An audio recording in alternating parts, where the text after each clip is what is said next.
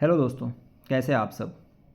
दोस्तों, इस सीरीज़ में हम यूपीएसआई एग्ज़ाम के प्रीवियस ईयर पेपर में जो क्वेश्चंस आ चुके हैं उनकी बात करने वाले हैं। यानी कि यूपीएसआई 2021 के एग्ज़ाम में जो मैथमेटिक्स के क्वेश्चन यानी न्यूमेरिकल एबिलिटी के जो क्वेश्चंस आपसे पूछे गए थे, हम उनको सॉल्व करेंगे। और ये सीरीज काफ़ी लंबा चलने वाला है, यानी कि आपके एग्ज़ाम तक आपके साथ रहेगा। और दोस्तों, अगर आप इस सीरीज़ को अच्छे से फॉलो कर लेते हैं तो मेरी गारंटी है कि आप एग्ज़ाम में 90% क्वेश्चंस को सॉल्व कर ले जाएंगे। क्योंकि एग्ज़ाम में दोस्तों बहुत भारी भरकम क्वेश्चंस नहीं आते हैं। आपको 80% क्वेश्चन जो होंगे डुएबल होते हैं, आखिरी के 10% क्वेश्चन जो होते हैं वो हार्ड होते हैं। बाकी जो 10-20% क्वेश्चन जो होते हैं वो मॉडरेट होते हैं। मान चलिए 70% क्वेश्चन ईजी वाले रेंज में लाई करते हैं। ठीक है, तो आपको हर एक टाइप के क्वेश्चन को सॉल्व करते हुए चलना है। ऐसा नहीं है कि सिर्फ हार्ड क्वेश्चन के चक्कर में जो डुएबल क्वेश्चन हैं उनको भी छोड़ दिया जाए। ठीक है, तो ज़्यादा टाइम ना ख़राब करते हुए इस सीरीज़ को स्टार्ट करते हैं। अगर ये सीरीज अच्छी लगती है आपको तो इस चैनल को सब्सक्राइब कर लीजिए और दोस्तों के साथ शेयर ज़रूर करिए। ठीक है, तो चलिए स्टार्ट करते हैं। पहला क्वेश्चन, दोस्तों चैनल को सब्सक्राइब जरूर कर लीजिएगा और शेयर भी करिएगा। पहला क्वेश्चन हमारा ये है कि ये ऑफिशियल प्रीवियस ईयर क्वेश्चन है। ठीक है, मैं हमेशा प्रीवियस ईयर क्वेश्चन को बहुत ज़्यादा प्रेफरेंस देता हूँ और आपको भी देना चाहिए। अगर आप प्रीवियस ईयर क्वेश्चन को इग्नोर कर रहे हैं तो एग्ज़ाम आपको इग्नोर कर सकता है। ठीक है, तो चलिए, ये एक सीरीज़ दी हुई है, लिखा हुआ है कंबशन, यानी कि COMBUSTION।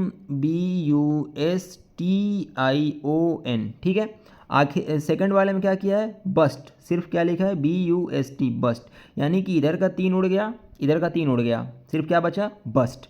अब आगे वाले में क्या करता है, बस्ट के आगे OM जोड़ दिया, यहाँ BUST, और उसके बाद यहाँ IO जोड़ दिया, यानी कि यहाँ 3 उड़ाया था। ठीक है, इसमें क्या कर दिया, 2 जोड़ दिया। अब अगले में फिर 3 उड़ा देगा। देखो, वो MB उड़ा दिया और इधर से TIO उड़ाया, यानी क्या बच गया, US बच गया। देखो US बचा। अब फिर क्या किया, 3 जब उड़ा दिया तो अब क्या जोड़ना है, इसमें फिर 2 जोड़ना पड़ेगा ना, 2 जोड़ देंगे। तो यहाँ से हम क्या करेंगे, 2 जोड़ेंगे, US है, यहाँ से 2 इधर से और 2 इधर से जोड़ देंगे, यानी MBUSTI। ठीक है, ये बच जाएगा, मिल जाएगा आपको MBUSTI। D is your correct answer. उम्मीद करता हूँ समझ में आया होगा कैसे प्लस माइनस का ये पैटर्न यहाँ पे चल रहा है, वो आपको देखना है। अगर समझ में ना आया हो तो कमेंट करके अपने डाउट्स आप ज़रूर पूछ लीजिए। ठीक है, चलिए बढ़ते हैं नेक्स्ट क्वेश्चन की तरफ। हमारा जो सेकंड नंबर वाला क्वेश्चन है काफ़ी अच्छा क्वेश्चन है, आपका बोट एंड स्ट्रीम से ये क्वेश्चन पूछा गया है। ठीक है, बोट एंड स्ट्रीम का क्वेश्चन है और ये एग्ज़ाम में आने की बहुत ज़्यादा प्रोबेबिलिटी है इस क्वेश्चन की। ठीक है, दिया है कि ए boat goes 430 kilometre up stream in 62 hours and a distance of 648 kilometre down stream in 72 hours. Find the speed of the boat in still water. यानी कि एक नाव धारा के प्रतिकूल 434 किलोमीटर की दूरी 62 घंटे में और धारा के अनुकूल 648 किलोमीटर की दूरी 72 घंटे में तय करती है, तो शांत जल में नाव की चाल। ठीक है, यहाँ पे एक कॉन्सेप्ट आप लोग समझ लीजिए कि जब भी एक नाव धारा के विपरीत चलेगी, मान लीजिए धारा इधर से चल रही है और नाव इधर से आ रही है, तो क्या होगा, नाव की चाल माइनस धारा की चाल। ये x को मान लीजिए नाव की चाल है, y को मान लीजिए धारा की चाल है। तो यहाँ पे क्या होना चाहिए कि आगे बढ़ने के लिए नाव की चाल धारा की चाल से ज़्यादा होनी चाहिए। अगर ज़्यादा नहीं होगी तो क्या होगी, नाव बह जाएगी, नाव आगे नहीं बढ़ पाएगी। ठीक है, उम्मीद करता हूँ ये चीज़ समझ में आया होगा आपको। चलिए, और तो इसको आप मान लीजिए U अप स्ट्रीम, और डाउन स्ट्रीम में क्या होगा, इधर से धारा जा रही है और इधर ही नाव जा रही है। तो धारा, अगर नाव की चाल अगर x है तो धारा का क्या हो जाएगा, y हो जाएगा, और ये दोनों जुड़ जाएंगे। तो डाउन स्ट्रीम में जो नाव प्लस धारा की चाल क्या होती है, जुड़ जाती है। तो ये कॉन्सेप्ट है, ये आप ध्यान रखिए। ठीक है, अप स्ट्रीम में x माइनस वाई और डाउन स्ट्रीम में x प्लस वाई। क्लियर है इतना। चलिए, तो आपको एक फॉर्मूला पता होगा, स्पीड इज इक्वल टू क्या होता है, डिस्टेंस अपॉन टाइम। ठीक है, बेसिक कॉन्सेप्ट है, पता होगा सबको। ठीक, एग्जाम में ऐसे ही क्वेश्चन आते हैं, एक क्वेश्चन आपके एग्जाम में देखने को बिल्कुल मिल सकता है। तो अब हम यहीं से कॉन्सेप्ट यही वाला यूज़ करेंगे कि स्पीड क्या है, अप स्ट्रीम की बात की जा रही है, तो x minus y is equal to कितना है, speed is equal to distance upon time, distance 434 divided by 62। ठीक, और डाउन स्ट्रीम, ये क्वेश्चन 1 मान लीजिए, और डाउन स्ट्रीम में क्या हो जाएगा, x plus y is equal to 648 divided by 72, ठीक है। ये आपका डाउन स्ट्रीम में हो गया, इसको इक्वेशन 2 मान लीजिए। अब इन दोनों को हम क्या कर देंगे, जोड़ देंगे, क्या बचेगा 2x इज इक्वल टू, देखिए पहले इस इक्वेशन इसको सॉल्व कर लीजिए, क्या कुछ कटेगा यहाँ पे, 31 से इसको करते हैं, 31 टू जा 62 और इसको 31 कितना बचेगा 31 12 4 यहाँ पे 14 आएगा, 14/2 एक बार और कटेगा, ये बच जाएगा 7, ठीक है। वैसे ही इसको अगर हम करेंगे, मान लीजिए इसको अगर हम करते हैं 9 से, 9 दूनी 18, 9 से 63 एक 64, तो ये 9 हो गया, ठीक है। तो यहाँ 9 और यहाँ 7, इन दोनों को हमने क्या कर दिया, जोड़ दिया। 2x is equal to 9 + 7 16, x is equal to कितना आ गया 16 डिवाइडेड बाई 2 तो आपका आंसर हो जाएगा 2 × 8 = 16। 8 किलोमीटर, चूँकि किलोमीटर पर आवर में दिया हुआ है तो 8 किलोमीटर पर आवर तुम्हारा क्या हो जाएगा, स्पीड हो जाएगी नाव की, यानी option number B is your correct answer, ठीक है। यही आपको निकालना था। अब यहाँ से अगर आपसे बोले ये कि धारा की चाल निकाल दीजिए, तो सिंपल 8 की वैल्यू आप यहाँ पुट कर दीजिए किसी भी इक्वेशन में, आपको आंसर मिल जाएगा, ठीक है। उम्मीद करता हूँ नाव का जो नाव और नदी और नाव वाला जो कॉन्सेप्ट है ये आपको समझ में आ गया होगा इस पर्टिकुलर क्वेश्चन से। चलिए बढ़ते हैं अगले क्वेश्चन की तरफ।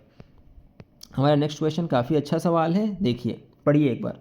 After walking 8 kilometre a boy turn right and walk 5 kilometre, he then took a left turn and walk 9 kilometre.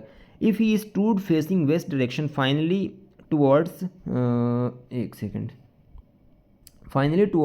Which first 8 kilometre. Question आप समझ लीजिए एक बार बढ़िया से, क्या है कि एक लड़का है जो 8 किलोमीटर चलने के बाद दाएं मुड़ता है, ठीक है, और 5 किलोमीटर चलता है। पहले 8 किलोमीटर चला, फिर दाएं मुड़ा, फिर 5 किलोमीटर चलता है, वह फिर बाएं मुड़ता है और 9 किलोमीटर चलता है, और अंत में पश्चिम दिशा की ओर अभिमुख होकर खड़ा हो जाता है, पश्चिम की ओर मुँह करके खड़ा हो जाता है। तो वो पहले 8 किलोमीटर में किस दिशा में था। तो ऐसे सवाल को आपको इधर से बनाते हुए नहीं आना है, इसमें आपको क्या करना है, पीछे से चलना है। यानी ये बोला है कि वह अंत में पश्चिम दिशा की ओर, मान लीजिए कि इधर क्या है, इधर आपका जो पश्चिम दिशा है यानी कि आपका वेस्ट डायरेक्शन मान लीजिए यही है, ठीक है। तो ये पश्चिम की ओर मुँह करके खड़ा है, अंत में पश्चिम की ओर मुँह करके खड़ा है, यहाँ पे वो इस दिशा में मुँह करके खड़ा है, ठीक है। तो उल्टा चलेंगे हम, वह फिर बाएं मुड़ता है, यानी यहाँ से वो आ रहा था और बाएं मुड़ा, यहाँ से वो बाएं मुड़ा, ठीक। तो 5 किलोमीटर चलता है, तो यह आपका 9 किलोमीटर हो गया। यहाँ से वो आया 5 किलोमीटर, ठीक है, और शुरू में फिर कितना चला है वो 8 किलोमीटर। आफ्टर वॉकिंग 8 किलोमीटर वह दाएं मुड़ता है, तो यहाँ ये चलेगा 8 किलोमीटर। देखिए अब यहाँ से ये इसका स्टार्टिंग पॉइंट है, ये इसका स्टार्टिंग पॉइंट है, यहाँ से चला 8 किलोमीटर, यहाँ से वो दाहिने मुड़ गया और फिर यहाँ से वो बाएं यानी कि लेफ्ट टर्न मुड़ करके पश्चिम की ओर देख रहा है, ठीक है। पूछा गया है कि स्टार्टिंग में वो किस दिशा में देख रहा था, तो ये किधर देख रहा था, वेस्ट की ओर, पश्चिम की ओर। तो इस क्वेश्चन को अगर आप इस साइड से करने की कोशिश करेंगे तो सॉल्व नहीं हो पाएगा, अगर आप इसको अपोजिट दिशा से करने की कोशिश करेंगे तो आराम से हो जाएगा। जिधर से ख़त्म किया है उधर से शुरू करिए, option A is your correct answer. तो उम्मीद करता हूँ ये क्वेश्चन आपको समझ में आया होगा, ऐसे ऐसे ही क्वेश्चन आपके एग्जाम में दिखते हैं, ठीक है। चलिए अगर समझ में ना आया हो तो कमेंट करके ज़रूर पूछिएगा अपने डाउट्स, ठीक है। चलिए नेक्स्ट क्वेश्चन देखते हैं, नेक्स्ट क्वेश्चन भी काफ़ी बढ़िया लग रहा है। चलिए नेक्स्ट क्वेश्चन आपका है, find the amount under simple interest on rupees, find the amount under simple interest on rupees 22,450 at 33% per annum for 13 year. अब देखिए ऐसे क्वेश्चन के लिए सबसे पहला चीज़ हो तो जाएगा लेकिन टाइम लेगा, ठीक है, थोड़ा सा कैलकुलेटिव क्वेश्चन है। तो आपको क्या करना है, ऐसे क्वेश्चन को बुक मार्क कर लीजिए या उसमें पेपर में आप टिक कर लीजिए और बाद के लिए छोड़ दीजिए, ठीक है, क्योंकि ये समय आपका खाएगा और थोड़ा सा अगर आपने कैलकुलेशन मिस्टेक कर दिया तो आपका काफ़ी ज़्यादा टाइम इसमें जा सकता है, ठीक है। तो इस क्वेश्चन के ट्रैप में मत फंसना, ठीक है, अच्छे से इस क्वेश्चन को टैकल करना है। मैं बताता हूँ कैसे आप इस क्वेश्चन को हैंडल करेंगे, ठीक है। चलिए देखते हैं, सिंपल बात है कि हमें 22,450 रुपये पे सिंपल इंटरेस्ट निकालना है, 22,450 पे सिंपल इंटरेस्ट निकालना है 33% के रेट से 13 साल के लिए, ठीक है। यहाँ कर दो 100, 0 से 0 चला गया। अब देखो इसको कैसे सॉल्व करेंगे। 11 से कैसे मल्टीप्लाई करते हैं आपको पता है, पहले इसको 3 से मल्टीप्लाई कर लो। तो अगर इसको हम 33 को 3 इंटू 11 लिख सकते हैं, ठीक है। तो इसको 3 से मल्टीप्लाई कर लेते हैं पहले। 3 पंचे 15, 3 चौके 12 और 1 13, 3 दूनी 6 और 1 7, 3 दूनी के 6। अब इसको 11 से मल्टीप्लाई करिए, ये 11 से मल्टीप्लाई करिए तो 5 5 3 8, 7 3 10, 7 6 13, 1 14 के 4 हासिल 1 और 6 और 1 7। अब क्या बच गया, इंटू 13 बच गया, ठीक है, इंटू 13। अब 13 से इसको मल्टीप्लाई करिए। 13 पचे 65 के 5 हासिल 6, 13 अठे 104 और 6 110, 110 हासिल गया 1, 13 चौके 52 और 1 53 और 13 सत्ते 91 और 91 और 5 96, ठीक है। और यहाँ नीचे क्या था, 10 था, तो एक डेसिमल यहाँ लग जाएगा। तो 96,310 रुपीज़ का इंटरेस्ट मिलेगा। तो इसमें जोड़ दो 96,310.5। अब इसको जोड़ दो 0.5 0 5 1 6 4 3 7 6 2 8 और 9 2 11, ठीक है। ये जो है आपका अमाउंट हो जाएगा after 13 year at the rate of 33% on 22,450 rupees. तो आपका करेक्ट आंसर क्या होगा, ये ऑप्शन नंबर डी, 1,18,760 रुपये 50 पैसे। तो ये क्वेश्चन देखिए, अगर आपने कैलकुलेशन सही ढंग से नहीं किया तो ये क्वेश्चन आपको फंसा सकता है। यहाँ पे पूरा का पूरा खेल है कैलकुलेशन आप किस तरीके से कर रहे हैं। कैलकुलेशन तो कराएगा ही, कोई शॉर्ट ट्रिक यहाँ काम नहीं करेगी। देख लो ऑप्शन कितने क्लोज ऑप्शन हैं, आप ध्यान से देख सकते हो, ठीक है। तो कैलकुलेशन तो आपको करना ही पड़ेगा।